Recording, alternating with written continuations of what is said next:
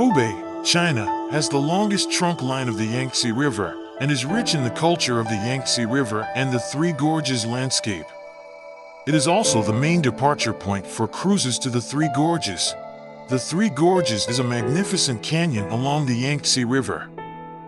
It is one of the top 10 scenic spots in China, one of the birthplaces of ancient Chinese culture, and the only Grand Canyon in the world that can be visited by boat. It is famous at home and abroad for its splendid natural scenery. The so-called Three Gorges refers to the three canyons of Qutang Gorge, Wu Gorge, and Xiling Gorge, of which the longest, the most steep and most spectacular Xiling Gorge is completely located in Yichang. Starting from Yichang, Hubei and going upstream to Chongqing is a popular route to visit the Three Gorges of the Yangtze River.